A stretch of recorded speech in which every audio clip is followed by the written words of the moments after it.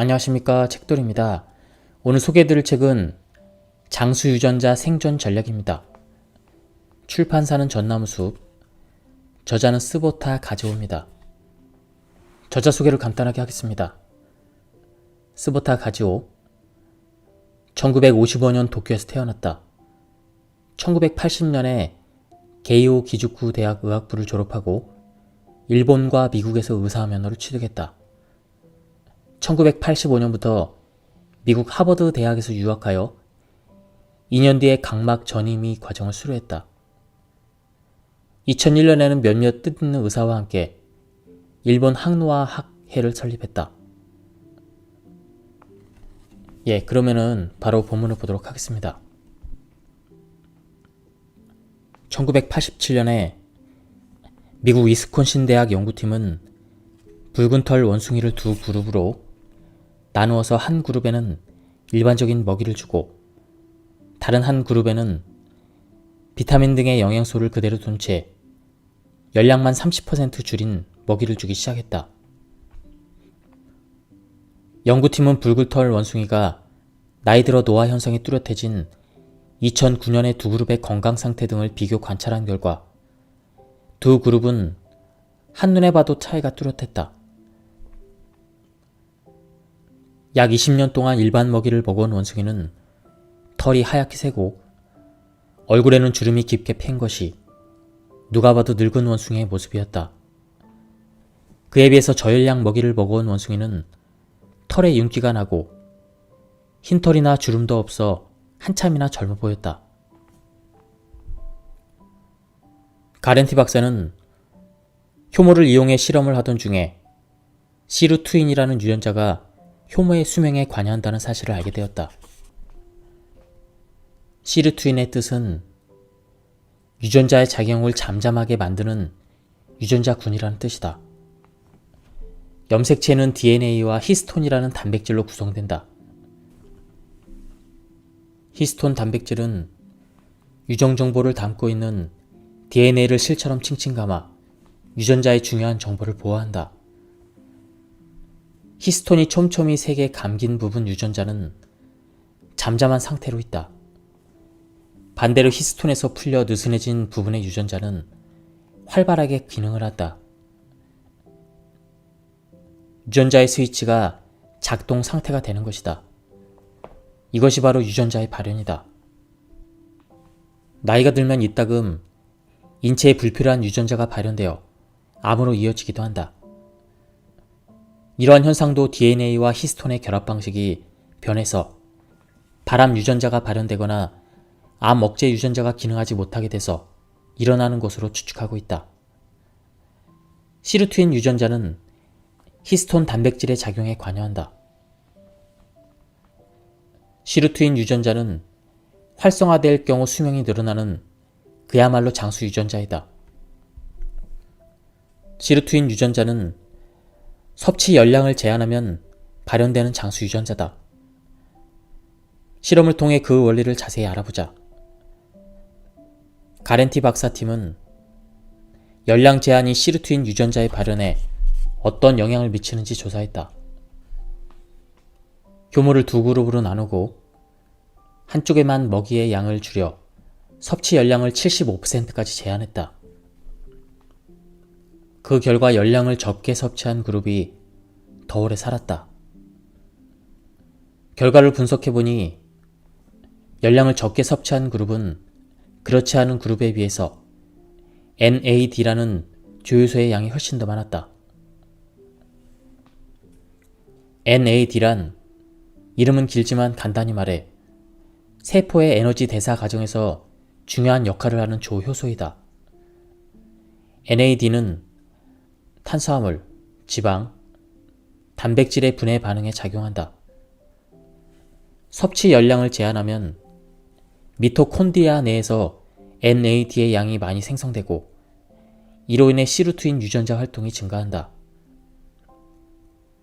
인체에서 NAD는 디아신, 즉 비타민 B3를 원료로 간에서 만들어져 간에 저장된다. 니아신이 결핍되면 구내염이나 피부염증, 식욕부진, 체력 저하 등이 나타나기 쉽다. 최근에는 니아신 보충제를 복용하면 당뇨병이나 고지혈증, 동맥경화증을 예방하는 데 도움이 된다고 알려져 있다. 이런 질병 예방 효과는 니아신 자체에서 비롯된 것이 아니라 실제로는 니아신이 미토콘드리아 내에서 NAD의 생산량을 늘려 시루트인 유전자를 활성화했기 때문에 나타난 결과로 추측되고 있다. 더구나 항노화 의학자들도 잎새 버섯이나 대구알, 가다랑어 등에 풍부한 니아신에 주목해서 이런 식품들을 평소에 적극적으로 섭취하라고 권한다. 시루트인 유전자에 관한 연구가 더 진행되면 노화 현상의 메커니즘이 밝혀지고 마침내는 노화와 질병을 예방하고 치료하는 구체적인 방법도 찾게 될 것이다. 현재 거의 확인된 내용을 보면 시루트인 유전자의 명령을 실행하는 단백질을 활성화시키면 당뇨병이나 심장병, 고혈압 같은 대사증후군 관련 질병을 예방 치료할 수 있다. 다른 무엇보다 반가운 것은 의학의 힘을 빌리지 않고 스스로의 노력으로 시루트인 유전자를 활성화시킬 수 있다는 사실이다. 가렌티 박사가 실험을 통해 증명한 대로 섭취 열량을 70%로 줄이기만 하면 그것이 가능하게 된다. 100만 년 전에 인류가 멸종하지 않고 지금까지 살아있는 이유는 빙하기의 기근으로 섭취 열량이 줄어들자 시루트인 유전자가 활성화되었기 때문이다. 저 열량씩만으로도 수명이 늘어날 수 있게 된 것은 시루트인 유전자가 100만 년에 걸쳐 이루어낸 위대한 업적이다. 그 혜택으로 혹독한 환경을 견뎌 오래도록 살아남았기에 인간이라는 종이 보존되어 지금을 살고 있는 것이다. 대사증후군이 두려운 가장 큰 이유는 내장지방으로 인해 여러 가지 질환이나 위험인자가 한 사람에게 동시에 나타나기 때문이다. 내장지방이 쌓이면 먼저 혈당이 증가한다. 보통은 이럴 때 췌장에서 인슐린이 분비되어 혈당을 정상으로 조절한다. 그러나 과식이 잦으면 인슐린이 나오더라도 더 이상 혈당이 감소하지 않는다. 이런 상태가 이어지면 췌장이 지쳐 인슐린의 기능도 떨어진다. 그 결과 당뇨병, 고지혈증, 고혈압, 동맥경화 등 이런 생활습관병이 겹쳐서 일어난다. 마지막에는 심근경색, 뇌졸중, 심장병, 신장병 같은 생명을 위협하는 질병이 오게 된다.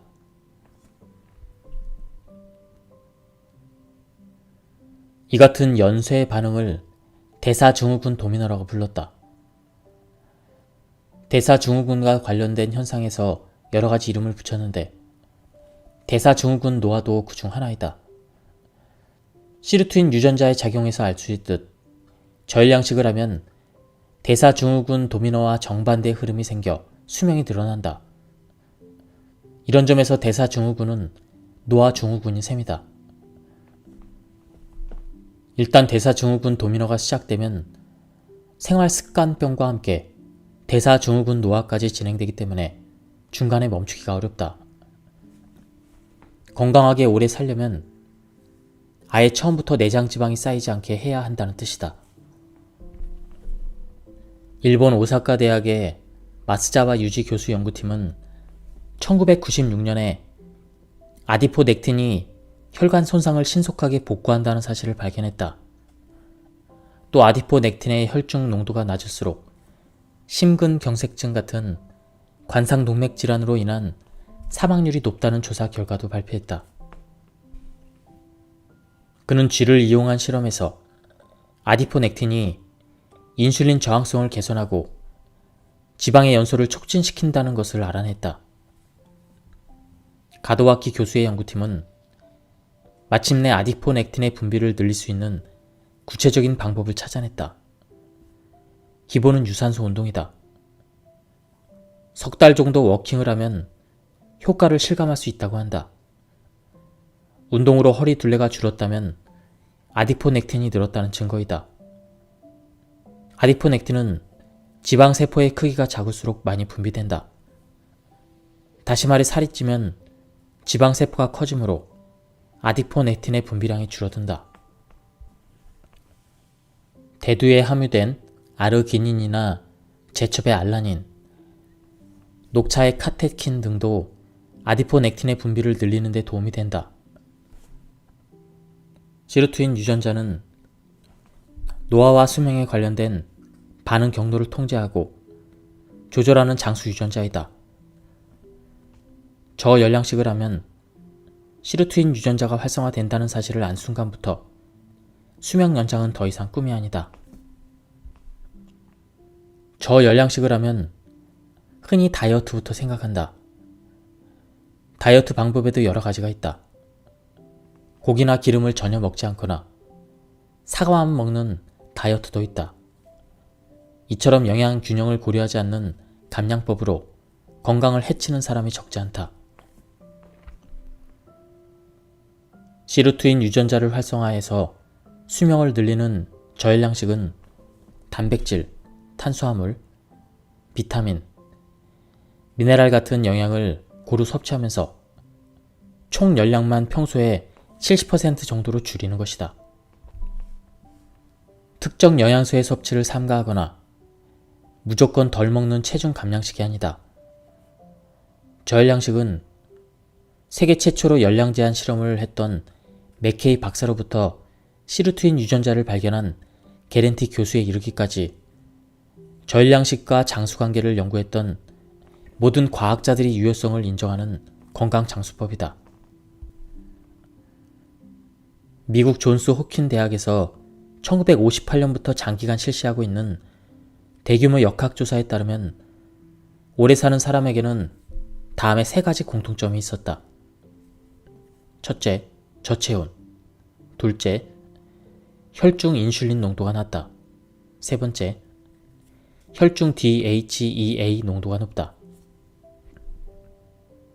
연구 결과 저열량식으로 시르투인 유전자가 활성화되면 위와 같은 상태가 되고 대사증후군이 되면 정반대의 상태가 되는 것으로 밝혀졌다.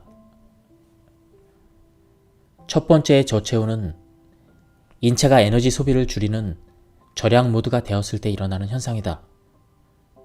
이런 상태의 인체는 차로 말하자면 고연비의 자동차에 해당한다. 평소에 엄청난 양의 휘발유를 써가며 시속 200km까지 달릴 일은 많지 않다. 50km 정도 달릴 수 있으면 생활하는 데 크게 불편하지 않고 과속으로 엔진이 과열되거나 고장날 일도 없다.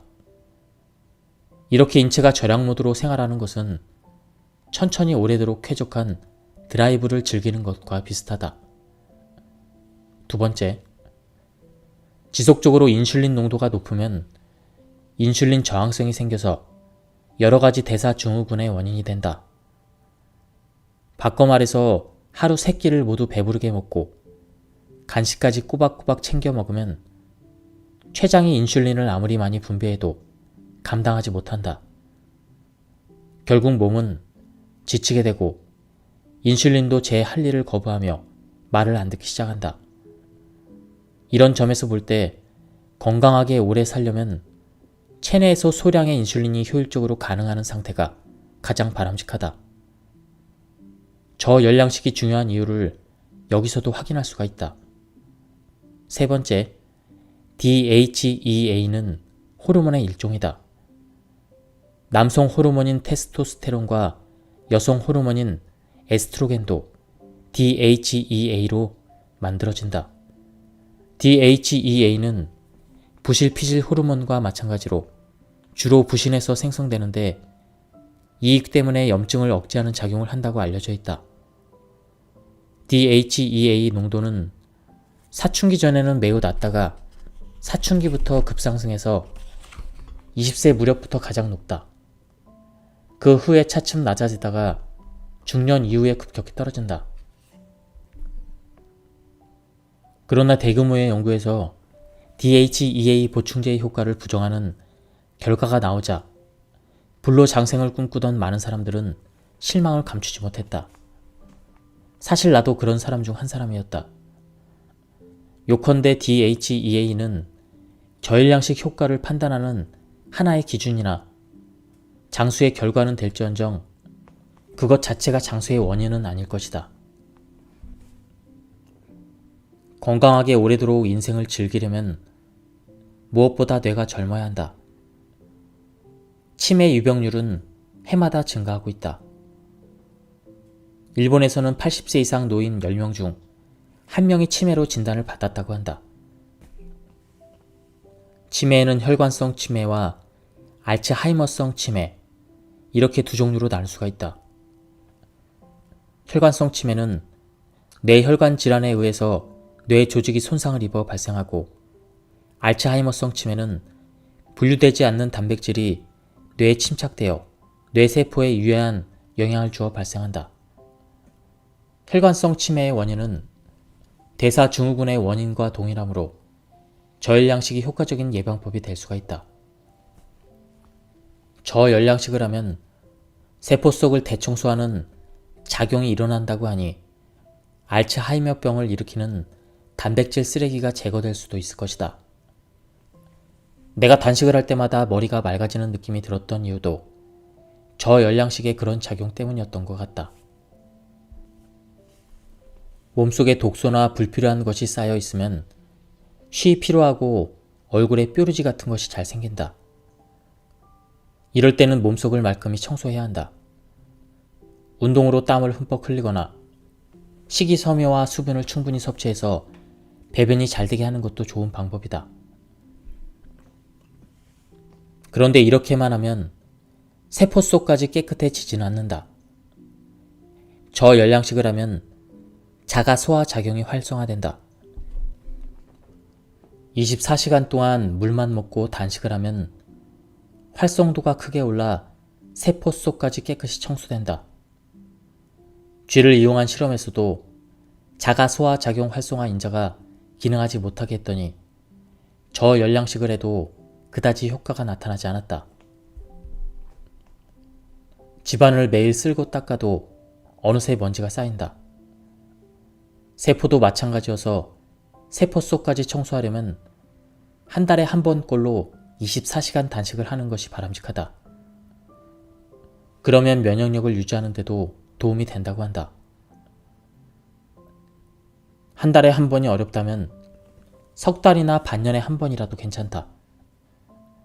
나는 주말 등을 이용해서 가끔 단식을 한다. 단식을 하면 몸이 가벼워지고 몸 상태도 무척 좋아진다.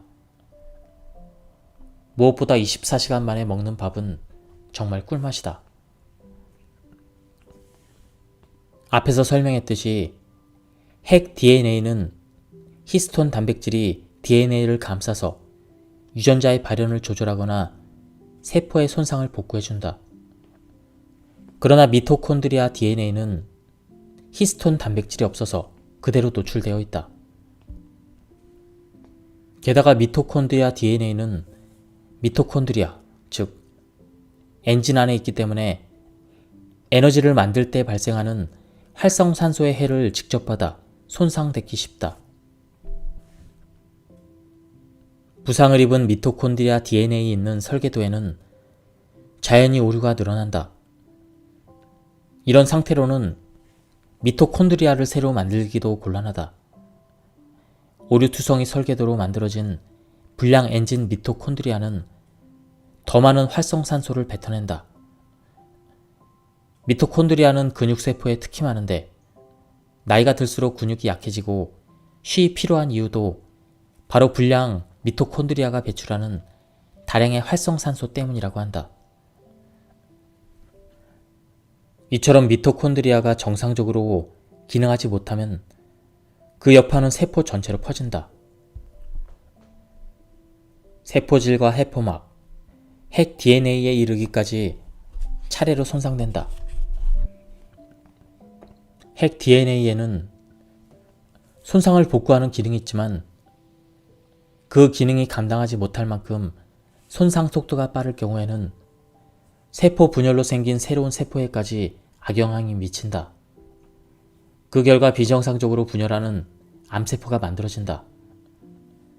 미토콘드리아가 늙으면 세포가 늙고 조직이 늙어 결국 개체 전체가 노화가 된다.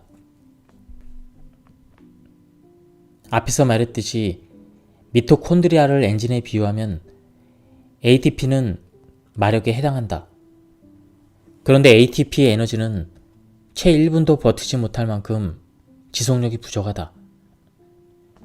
계속 재생산하지 않으면 금세 연료가 바닥나서 엔진이 멈추게 된다. 이런 사태를 막기 위해서 나선 것이 AMPK라는 효소이다. AMPK는 마치 센서처럼 체내 ATP 양을 감지해서 부족한 경우에는 엔진 작동 방식을 에너지 절약 모드로 바꾸라고 명령한다.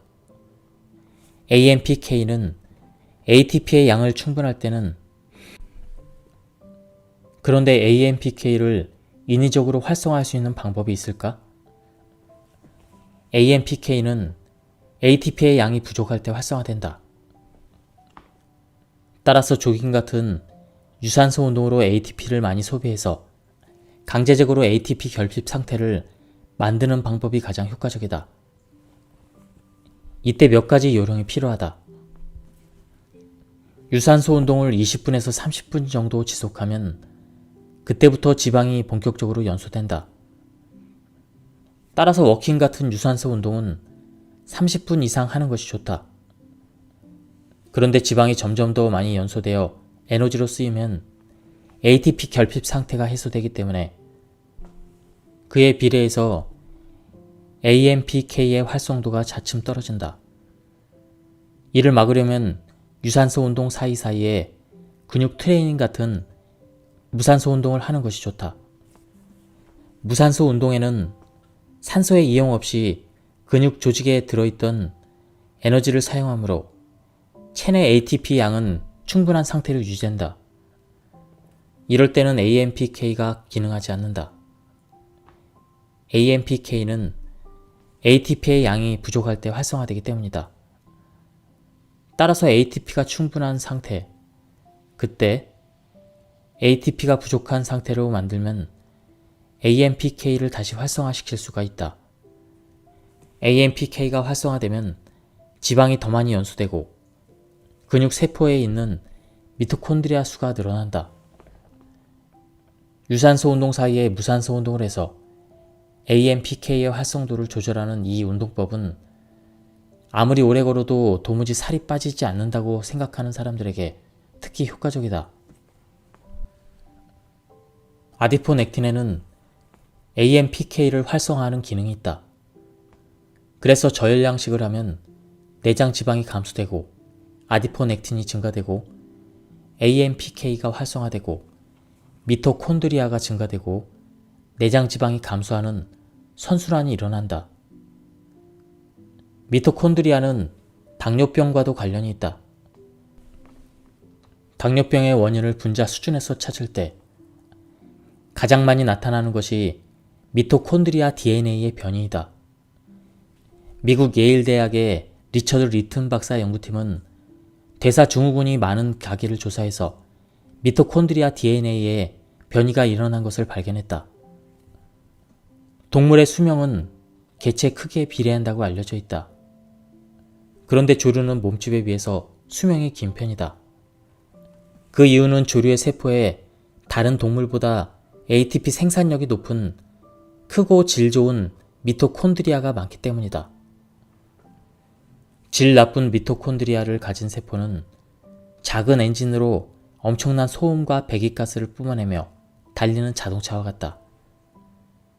질 좋은 미토콘드리아를 많이 가진 세포는 적은 양의 연료로 배기가스를 거의 내지 않고 조용히 달리는 고연비 자동차다.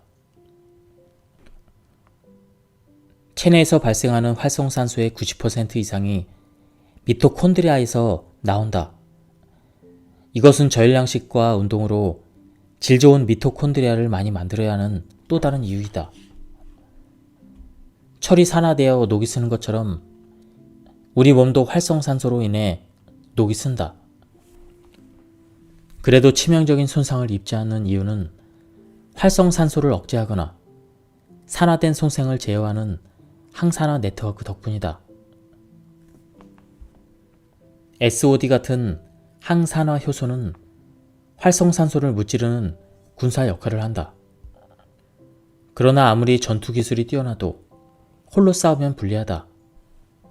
여러 명의 군사가 머리를 맞대 작전을 짜고 힘을 모아야 언제 일어날지 모를 적의 습격으로부터 우리 몸을 지킬 수가 있다. 특히 비타민C는 활성산소를 직접 제거하기 때문에 자외선의 자극으로 생성되는 자유라디칼을 억제하는 데 매우 효과적이다. 비타민C가 눈의 수정체나 각막 등에 존재하는 이유도 바로 이 때문이다. 비타민C가 항산화 네트워크의 최전선에서 싸우는 군사라고 하면 후방에서 대기하고 있는 부대는 비타민 A와 비타민 E이다. 이들 비타민은 비타민 C보다 항산화력은 더 강하지만 다량으로 섭취하면 과잉증이 나타날 수 있으므로 주의해야 한다. 비타민 A, C, E 이것 외에 활성산소를 억제하는 물질로 최근 관심을 모으는 것이 녹황색 채소에 풍부한 항산화 물질이다. 인간이 진화 과정을 거치는 동안 다양한 생존 능력을 획득한 것처럼 식물도 자외선이나 해충 등으로부터 제 몸을 지키고 혹독한 자연 환경에서 살아남기 위해 방어 능력을 갖추고 있는데 그중 하나가 항산화 물질이다. 저혈량식과 운동 효과를 극대화하려면 체질적인 특성과 생활 방식을 고려한 맞춤 식단과 운동 처방이 필요하다. 지금부터 일러주는 몇 가지 요령을 지킨다면 무리하지 않고 더 큰 건강 효과를 얻을 수가 있다.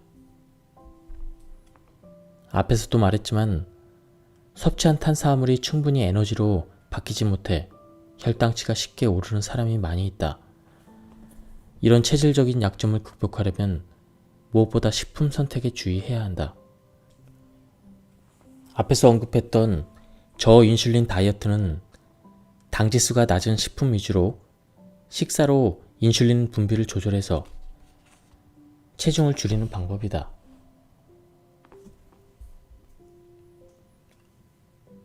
모든 식품의 당지수를 알아두기는 어려우므로 당지수가 낮은 식품의 주요 특징을 기억해 두길 바란다.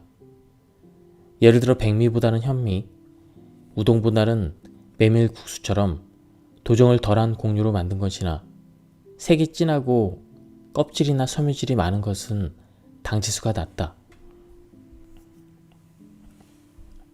저열량식을 하려면 몇 끼 열량을 계산하고 이것저것 가려서 먹어야 할 것 같지만 그 정도로 까다롭진 않다. 요점은 영양소를 고루 섭취하되 과식하지 않는 것이다. 섭취 열량을 70%로 줄였다고 덩달아 영양이 결핍되거나 다른 한쪽으로 쏠린다면 건강에 이로울 것이 없다. 식사할 때 영양을 고루 섭취할 수 있는 간단한 방법이 있다. 어제 저녁에 식사로 무엇을 먹었는지 한번 떠올려보자. 만약 비슷한 색을 가진 음식들로만 먹었다면 영양을 균형 있게 섭취하지 못했을 것이다. 요컨대 빨강, 하양, 검정, 노랑, 초록 등 되도록 여러 가지 색의 음식을 조금씩 먹으면 된다. 색의 가지수를 늘리려면 자연히 채소를 많이 먹게 되므로 결국 당지수가 낮은 식사를 하게 된다. 게다가 채소의 색소 성분에 들어있는 여러 가지 항산화 물질도 섭취하게 된다. 이런 방법으로 영양을 고루 섭취하면서 위를 70%만 채운다면 몇 끼 번거롭게 열량을 계산하지 않아도 저열량식을 효과적으로 실천할 수가 있다. 저열량식에서는 총 섭취 열량을 70%로 줄여야 하지만 그 때문에 스트레스를 받는다면 꼭 70%가 아니어도 된다. 80%, 90%까지 늘려도 괜찮다. 대신 그만큼 운동을 하면 된다. 장수 유전자를 발견한 가렌티 박사도 대단한 미식가이다. 저열량식의 효과는 잘 알지만 그렇다고 먹는 양을 줄이지는 않았다. 대신 운동량을 늘렸다고 한다. 시간이 없고 바쁠 때는 허기를 달랠 만한 음식을 미리 준비해 두는 것이 좋다. 블루베리나 사과처럼 당도가 낮은 과일은 열량이 적고 당지수가 낮기 때문에 공복에 먹어도 혈당이 크게 오르지 않는다. 아몬드나 땅콩 같은 견과류는 껍질째 먹으면 레스베라토를 섭취할 수가 있다. 우선 이런 음식으로 허기를 달래고 그러고 나서 식사를 하면 과식을 막을 수가 있고 몸속에 지방도 덜 쌓이게 된다. 나도 회의 때문에 점심을 거를 때가 많아서 연구실에는 항상 견과류와 과일을 둔다. 주전부리가 심한 사람은 과자나 고열량 간식 대신 소량의 견과류나 과일로 잠시 공복감을 채우는 것도 좋은 방법이다. 술은 백약의 으뜸이라고들 한다. 술이 몸에 약이 되게 하려면 맥주 한 캔, 사케는 한 옥, 위스키는 더블 한 잔, 포도주는 두세 잔을 넘지 말아야 한다. 나는 샴페인을 무척 좋아해서 매일같이 마시지만 3잔 이상은 절대 마시지 않는다. 굳이 격렬한 운동을 찾아서 할 필요는 없다. 대신 몇 가지 요령을 익혀두는 것이 좋다. 예를 들어 유산소 운동 사이에 근육 트레이닝 같은 무산소 운동을 하는 것이다. 그러면 AMPK가 활성화되어 지방이 더 많이 연소되고 근육 세포에 있는 미토콘드리아의 수도 늘어난다. 결과적으로 우리 몸은 에너지를 효율적으로 사용하는 에너지 절약형 신체가 된다. 운동 효과는 이뿐만이 아니다. 운동을 하면 성장 호르몬을 분비하는 유전자가 작동해서 신체를 젊게 유지한다. 그 밖에 면역 기능을 주관하는 유전자나 암을 억제하는 유전자도 활성화된다. 나는 집과 사무실에서 에르고미터를 두고 책을 읽어가면서 운동을 한다. 사무실에는 소형 트램벌린 그것을 놓고 식사 후나 운동이 좀 부족하다 싶을 때는 반드시 트램벌린에서 뛴다. 동료들도 그런 모습에 익숙해서인지 내가 트램벌린에서 뛰고 있을 때도 서류를 들고 와서 보고를 하거나 마주보며 토론을 하기도 한다. 시간이 없어서 운동을 못한다는 것은 핑계이다. 지하철을 기다리는 동안 한쪽 다리로 버티고 서 있기만 해도 운동이 된다. 고작 그 정도의 신체 활동이 나의 10년 뒤, 20년 뒤의 건강을 결정한다. 저열량식과 운동을 지속하려면 미래의 건강한 내 모습을 자주 상상해 보는 것도 좋다. 그 모습이 상상에 그치지 않으려면 지금이라도 일어나서 몸을 움직이자. 지금까지 이 책에 대한 리뷰를 모두 마쳤습니다. 이 책은 어려운 내용임에도 불구하고 굉장히 쉽고 그리고 재미있게 설명해서 재미있게 읽었습니다. 이전에 읽었던 많은 그런 건강 서적에 나왔던 내용이 이 책에서도 나왔습니다. 저열량식의 식사를 하고 운동을 지속하면 우리의 건강과 그리고 우리의 노화 방지를 위해서 많은 효과가 있다는 그런 내용이었습니다. 한번 구해서 읽어보실 것을 추천드립니다. 여기서 리뷰를 마치도록 하겠습니다. 감사합니다. 안녕하십니까, 책돌입니다. 오늘 소개해드릴 책은 장수유전자 생존 전략입니다. 출판사는 전나무숲, 저자는 스보타 가지오입니다. 저자 소개를 간단하게 하겠습니다. 스보타 가지오, 1955년 도쿄에서 태어났다. 1980년에 게이오 기주쿠 대학 의학부를 졸업하고 일본과 미국에서 의사 면허를 취득했다. 1985년부터 미국 하버드 대학에서 유학하여 2년 뒤에 각막 전이미 과정을 수료했다. 2001년에는 몇몇 뜻있는 의사와 함께 일본 항노화 학회를 설립했다. 그러면은 바로 본문을 보도록 하겠습니다. 1987년에 미국 위스콘신 대학 연구팀은 붉은 털 원숭이를 두 그룹으로 나누어서 한 그룹에는 일반적인 먹이를 주고 다른 한 그룹에는 비타민 등의 영양소를 그대로 둔 채 열량만 30% 줄인 먹이를 주기 시작했다. 연구팀은 붉을털 원숭이가 나이 들어 노화 현상이 뚜렷해진 2009년의 두 그룹의 건강 상태 등을 비교 관찰한 결과 두 그룹은 한눈에 봐도 차이가 뚜렷했다. 약 20년 동안 일반 먹이를 먹어온 원숭이는 털이 하얗게 새고 얼굴에는 주름이 깊게 팬 것이 누가 봐도 늙은 원숭이의 모습이었다. 그에 비해서 저열량 먹이를 먹어온 원숭이는 털에 윤기가 나고 흰털이나 주름도 없어 한참이나 젊어 보였다.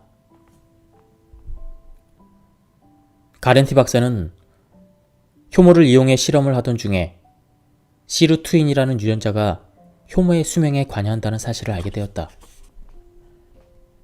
시루트윈의 뜻은 유전자의 작용을 잠잠하게 만드는 유전자군이라는 뜻이다. 염색체는 DNA와 히스톤이라는 단백질로 구성된다. 히스톤 단백질은 유전 정보를 담고 있는 DNA를 실처럼 칭칭 감아 유전자의 중요한 정보를 보호한다.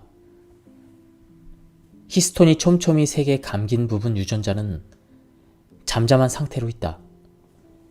반대로 히스톤에서 풀려 느슨해진 부분의 유전자는 활발하게 기능을 한다.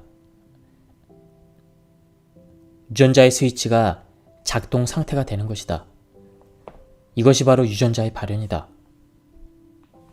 나이가 들면 이따금 인체에 불필요한 유전자가 발현되어 암으로 이어지기도 한다. 이러한 현상도 DNA와 히스톤의 결합 방식이 변해서 발암 유전자가 발현되거나 암 억제 유전자가 기능하지 못하게 돼서 일어나는 것으로 추측하고 있다. 시루트윈 유전자는 히스톤 단백질의 작용에 관여한다.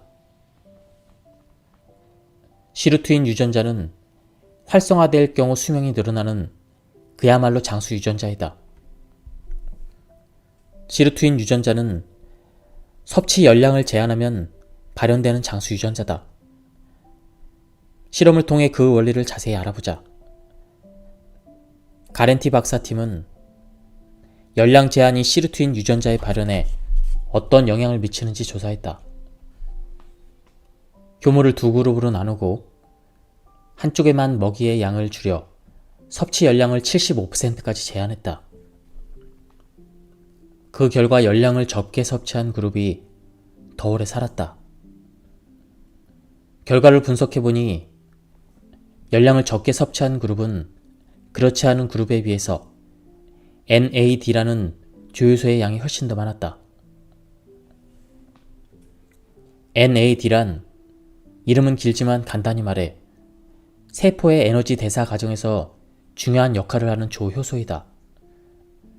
NAD는 탄수화물, 지방, 단백질의 분해 반응에 작용한다. 섭취 열량을 제한하면 미토콘드리아 내에서 NAD의 양이 많이 생성되고 이로 인해 시루트윈 유전자 활동이 증가한다. 인체에서 NAD는 니아신, 즉 비타민 B3를 원료로 간에서 만들어져 간에 저장된다.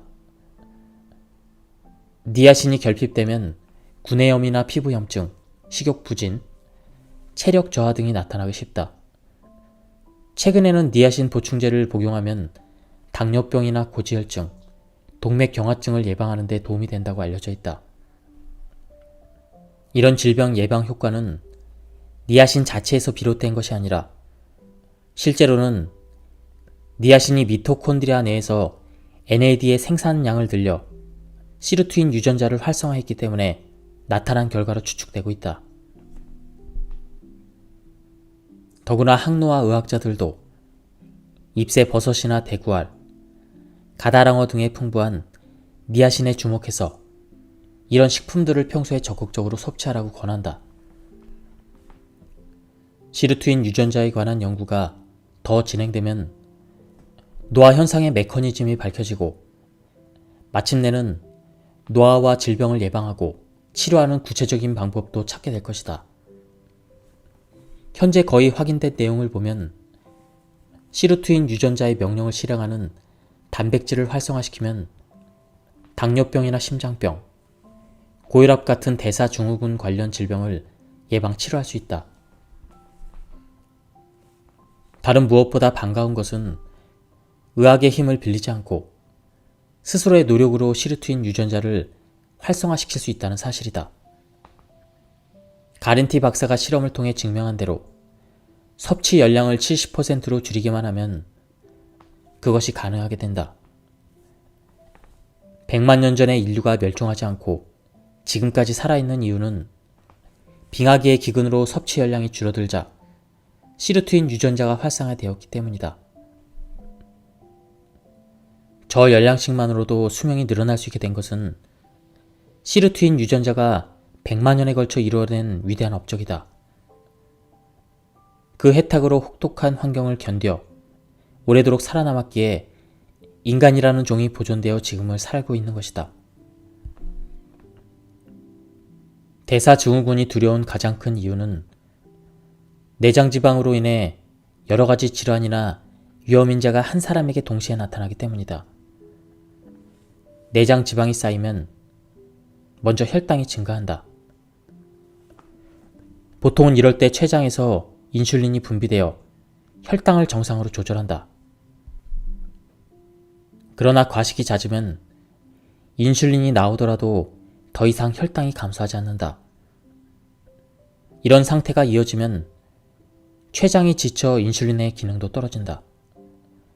그 결과 당뇨병, 고지혈증, 고혈압, 동맥경화 등 이런 생활습관병이 겹쳐서 일어난다. 마지막에는 심근경색, 뇌졸중, 심장병, 신장병 같은 생명을 위협하는 질병이 오게 된다.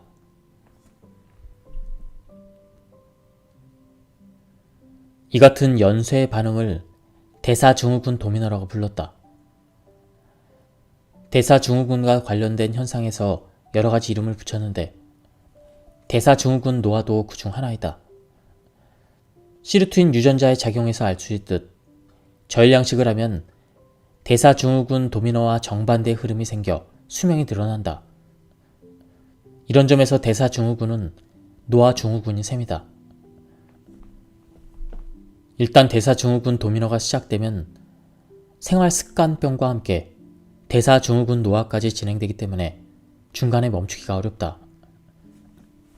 건강하게 오래 살려면 아예 처음부터 내장지방이 쌓이지 않게 해야 한다는 뜻이다.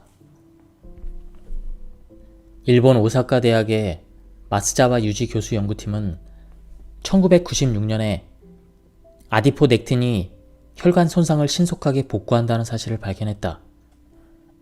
또 아디포넥틴의 혈중 농도가 낮을수록 심근경색증 같은 관상동맥 질환으로 인한 사망률이 높다는 조사 결과도 발표했다. 그는 쥐를 이용한 실험에서 아디포넥틴이 인슐린 저항성을 개선하고 지방의 연소를 촉진시킨다는 것을 알아냈다. 가도와키 교수의 연구팀은 마침내 아디포넥틴의 분비를 늘릴 수 있는 구체적인 방법을 찾아냈다. 기본은 유산소 운동이다. 석 달 정도 워킹을 하면 효과를 실감할 수 있다고 한다. 운동으로 허리 둘레가 줄었다면 아디포넥틴이 늘었다는 증거이다. 아디포넥틴은 지방세포의 크기가 작을수록 많이 분비된다. 다시 말해 살이 찌면 지방세포가 커지므로 아디포넥틴의 분비량이 줄어든다. 대두에 함유된 아르기닌이나 제첩의 알라닌, 녹차의 카테킨 등도 아디포넥틴의 분비를 늘리는 데 도움이 된다. 시르투인 유전자는 노화와 수명에 관련된 반응 경로를 통제하고 조절하는 장수 유전자이다. 저열량식을 하면 시르투인 유전자가 활성화된다는 사실을 안 순간부터 수명 연장은 더 이상 꿈이 아니다. 저열량식을 하면 흔히 다이어트부터 생각한다. 다이어트 방법에도 여러 가지가 있다. 고기나 기름을 전혀 먹지 않거나 사과만 먹는 다이어트도 있다. 이처럼 영양 균형을 고려하지 않는 감량법으로 건강을 해치는 사람이 적지 않다. 시루트인 유전자를 활성화해서 수명을 늘리는 저열량식은 단백질, 탄수화물, 비타민, 미네랄 같은 영양을 고루 섭취하면서 총 열량만 평소의 70% 정도로 줄이는 것이다. 특정 영양소의 섭취를 삼가하거나 무조건 덜 먹는 체중 감량식이 아니다. 저열량식은 세계 최초로 열량 제한 실험을 했던 맥케이 박사로부터 시루트인 유전자를 발견한 게렌티 교수에 이르기까지 저열량식과 장수 관계를 연구했던 모든 과학자들이 유효성을 인정하는 건강 장수법이다. 미국 존스 호킨 대학에서 1958년부터 장기간 실시하고 있는 대규모 역학조사에 따르면 오래 사는 사람에게는 다음에 3가지 공통점이 있었다. 첫째, 저체온. 둘째, 혈중 인슐린 농도가 낮다.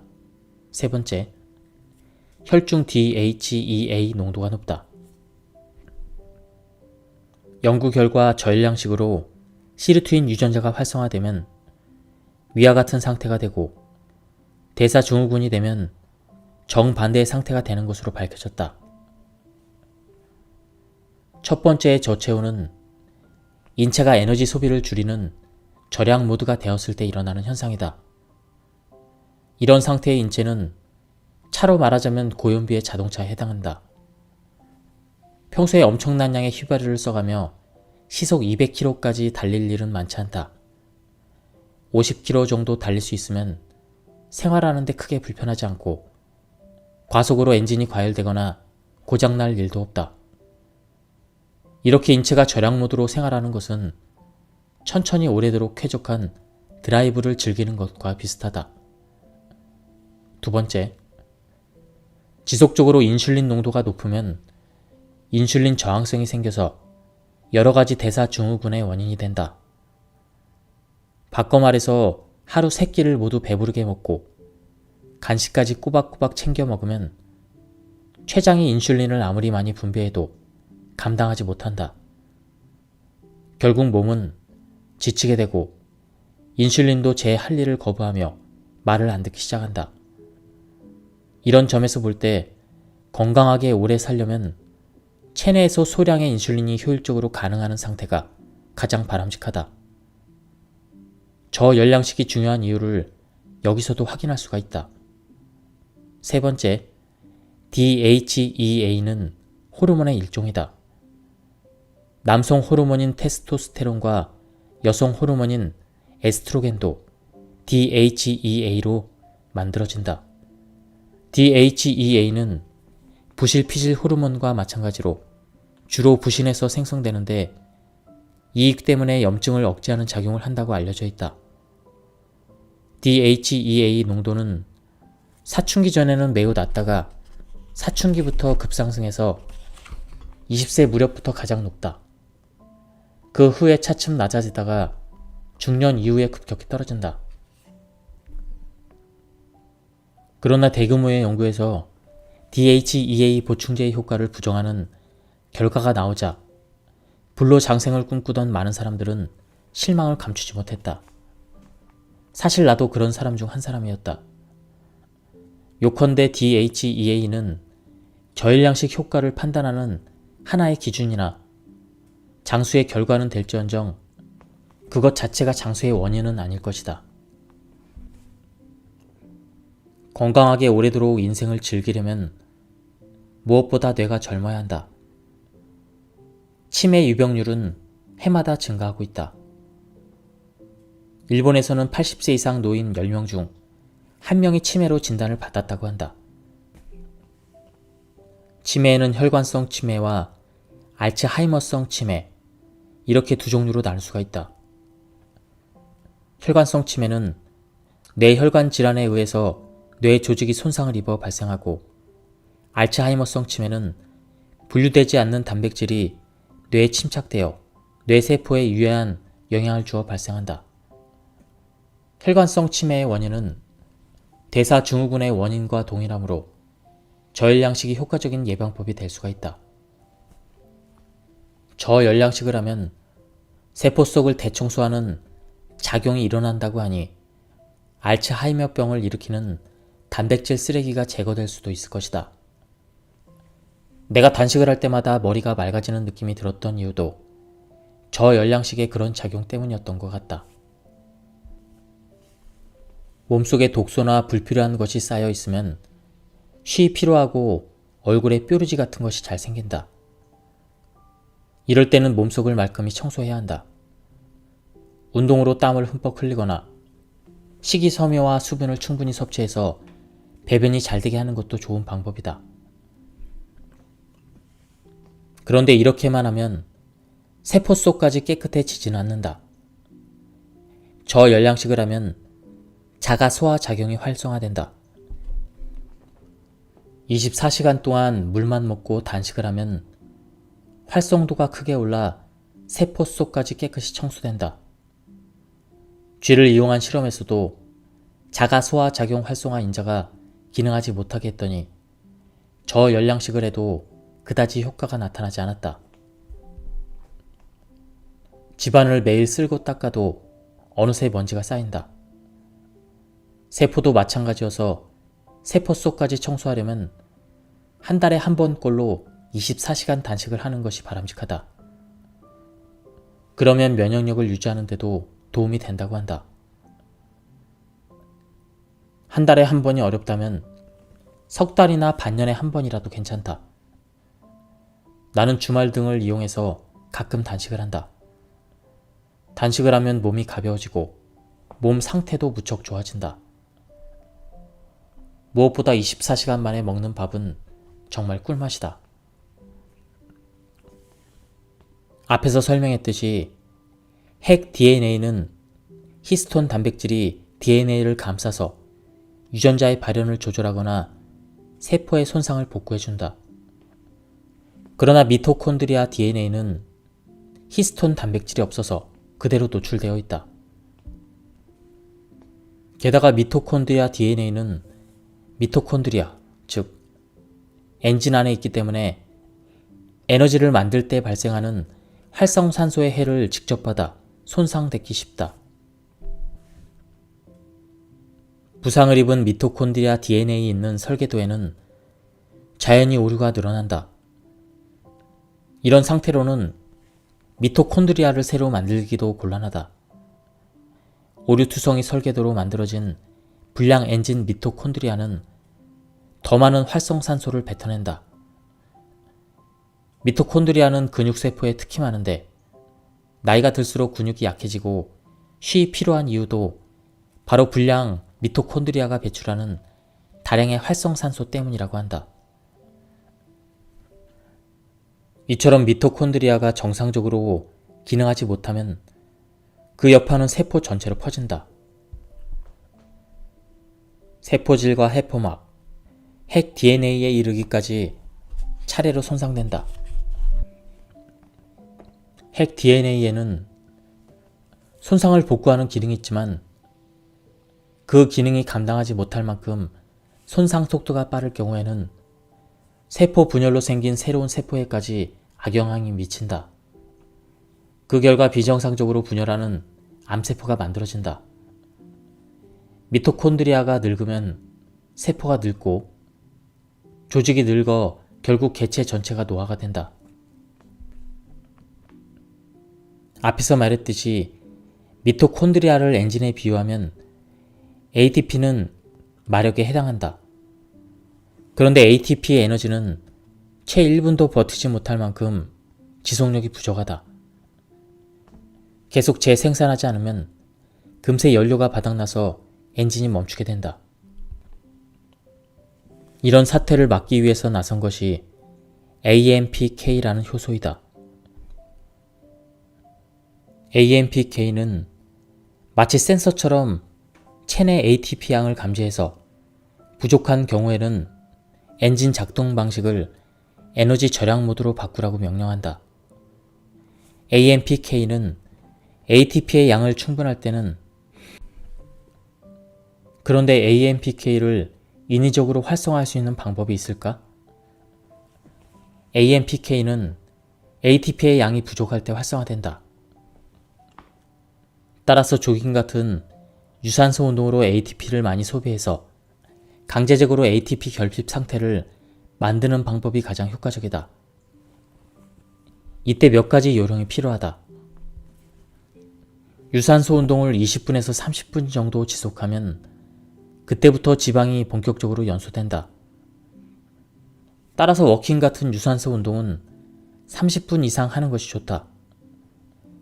그런데 지방이 점점 더 많이 연소되어 에너지로 쓰이면 ATP 결핍 상태가 해소되기 때문에 그에 비례해서 AMPK의 활성도가 차츰 떨어진다.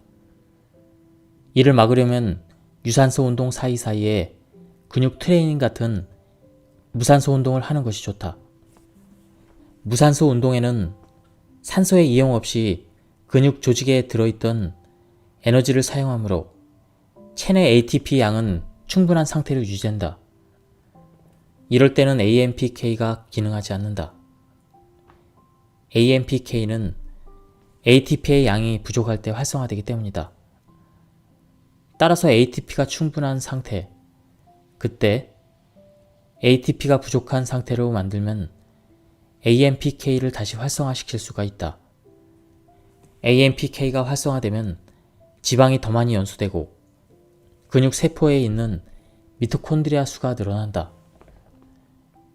유산소 운동 사이에 무산소 운동을 해서 AMPK의 활성도를 조절하는 이 운동법은 아무리 오래 걸어도 도무지 살이 빠지지 않는다고 생각하는 사람들에게 특히 효과적이다.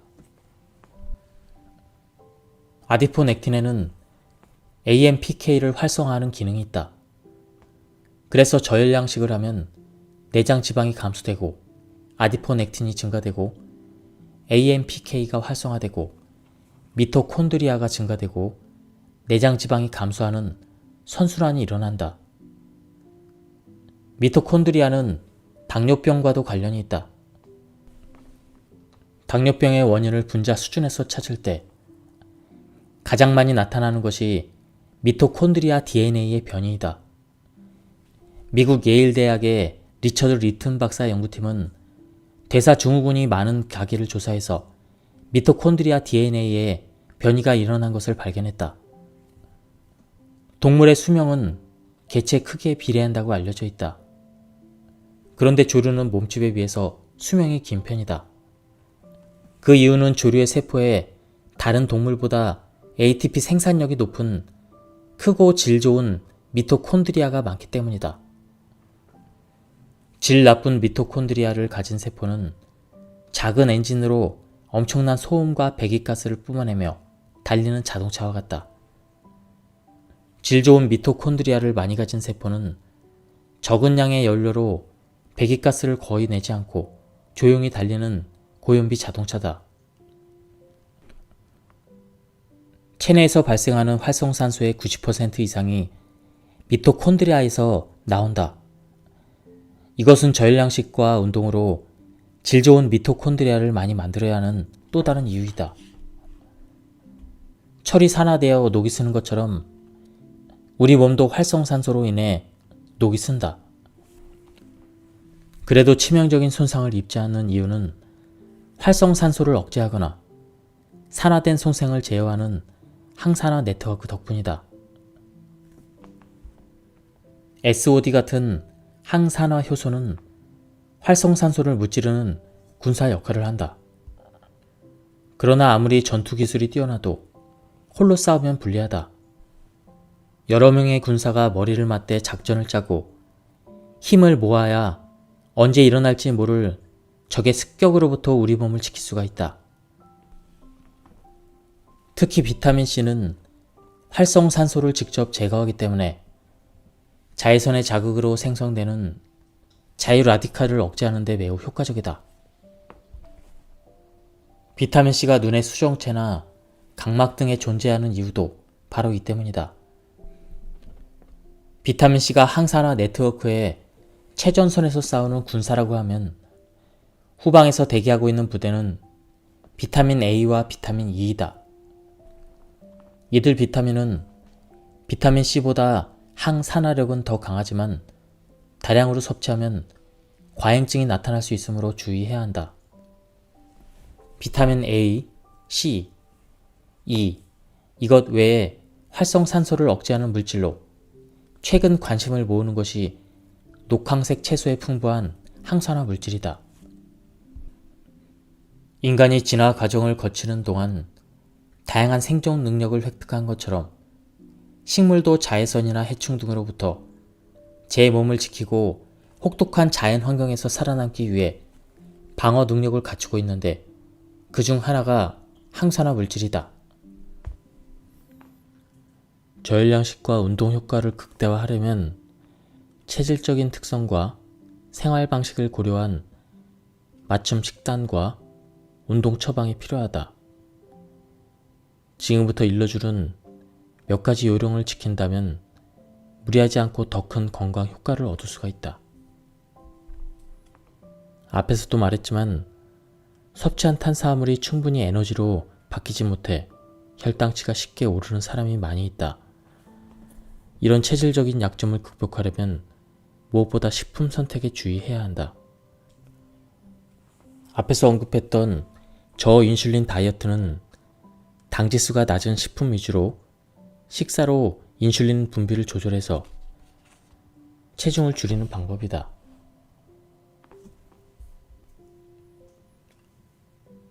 모든 식품의 당지수를 알아두기는 어려우므로 당지수가 낮은 식품의 주요 특징을 기억해두길 바란다.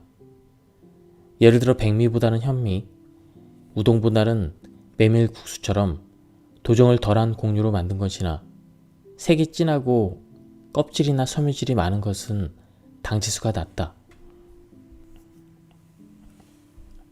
저열량식을 하려면 몇 끼 열량을 계산하고 이것저것 가려서 먹어야 할 것 같지만 그 정도로 까다롭진 않다. 요점은 영양소를 고루 섭취하되 과식하지 않는 것이다. 섭취 열량을 70%로 줄였다고 덩달아 영양이 결핍되거나 다른 한쪽으로 쏠린다면 건강에 이로울 것이 없다. 식사할 때 영양을 고루 섭취할 수 있는 간단한 방법이 있다. 어제 저녁에 식사로 무엇을 먹었는지 한번 떠올려보자. 만약 비슷한 색을 가진 음식들로만 먹었다면 영양을 균형 있게 섭취하지 못했을 것이다.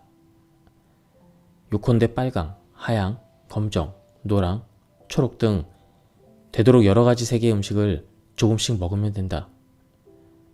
색의 가지수를 늘리려면 자연히 채소를 많이 먹게 되므로 결국 당지수가 낮은 식사를 하게 된다. 게다가 채소의 색소 성분에 들어있는 여러 가지 항산화 물질도 섭취하게 된다. 이런 방법으로 영양을 고루 섭취하면서 위를 70%만 채운다면 몇 끼 번거롭게 열량을 계산하지 않아도 저열량식을 효과적으로 실천할 수가 있다. 저열량식에서는 총 섭취 열량을 70%로 줄여야 하지만 그 때문에 스트레스를 받는다면 꼭 70%가 아니어도 된다. 80%, 90%까지 늘려도 괜찮다. 대신 그만큼 운동을 하면 된다. 장수 유전자를 발견한 가렌티 박사도 대단한 미식가이다. 저열량식의 효과는 잘 알지만 그렇다고 먹는 양을 줄이지는 않았다. 대신 운동량을 늘렸다고 한다. 시간이 없고 바쁠 때는 허기를 달랠 만한 음식을 미리 준비해 두는 것이 좋다. 블루베리나 사과처럼 당도가 낮은 과일은 열량이 적고 당지수가 낮기 때문에 공복에 먹어도 혈당이 크게 오르지 않는다. 아몬드나 땅콩 같은 견과류는 껍질째 먹으면 레스베라토를 섭취할 수가 있다. 우선 이런 음식으로 허기를 달래고 그러고 나서 식사를 하면 과식을 막을 수가 있고 몸속에 지방도 덜 쌓이게 된다. 나도 회의 때문에 점심을 거를 때가 많아서 연구실에는 항상 견과류와 과일을 둔다. 주전부리가 심한 사람은 과자나 고열량 간식 대신 소량의 견과류나 과일로 잠시 공복감을 채우는 것도 좋은 방법이다. 술은 백약의 으뜸이라고들 한다. 술이 몸에 약이 되게 하려면 맥주 한 캔, 사케는 한 옵, 위스키는 더블 한 잔, 포도주는 두세 잔을 넘지 말아야 한다. 나는 샴페인을 무척 좋아해서 매일같이 마시지만 3잔 이상은 절대 마시지 않는다. 굳이 격렬한 운동을 찾아서 할 필요는 없다. 대신 몇 가지 요령을 익혀두는 것이 좋다. 예를 들어 유산소 운동 사이에 근육 트레이닝 같은 무산소 운동을 하는 것이다. 그러면 AMPK가 활성화되어 지방이 더 많이 연소되고 근육 세포에 있는 미토콘드리아의 수도 늘어난다. 결과적으로 우리 몸은 에너지를 효율적으로 사용하는 에너지 절약형 신체가 된다. 운동 효과는 이뿐만이 아니다. 운동을 하면 성장 호르몬을 분비하는 유전자가 작동해서 신체를 젊게 유지한다. 그 밖에 면역 기능을 주관하는 유전자나 암을 억제하는 유전자도 활성화된다. 나는 집과 사무실에서 에르고미터를 두고 책을 읽어가면서 운동을 한다. 사무실에는 소형 트램벌린 그것을 놓고 식사 후나 운동이 좀 부족하다 싶을 때는 반드시 트램벌린에서 뛴다. 동료들도 그런 모습에 익숙해서인지 내가 트램벌린에서 뛰고 있을 때도 서류를 들고 와서 보고를 하거나 마주보며 토론을 하기도 한다. 시간이 없어서 운동을 못한다는 것은 핑계이다. 지하철을 기다리는 동안 한쪽 다리로 버티고 서 있기만 해도 운동이 된다. 고작 그 정도의 신체 활동이 나의 10년 뒤, 20년 뒤의 건강을 결정한다. 저열량식과 운동을 지속하려면 미래의 건강한 내 모습을 자주 상상해 보는 것도 좋다. 그 모습이 상상에 그치지 않으려면 지금이라도 일어나서 몸을 움직이자. 지금까지 이 책에 대한 리뷰를 모두 마쳤습니다.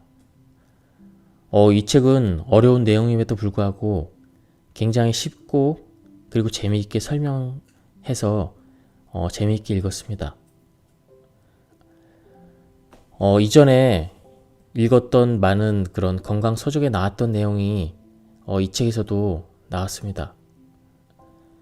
저열량식의 식사를 하고 운동을 지속하면 우리의 건강과 그리고 우리의 노화 방지를 위해서 많은 효과가 있다는 그런 내용이었습니다. 한번 구해서 읽어보실 것을 추천드립니다. 여기서 리뷰를 마치도록 하겠습니다. 감사합니다.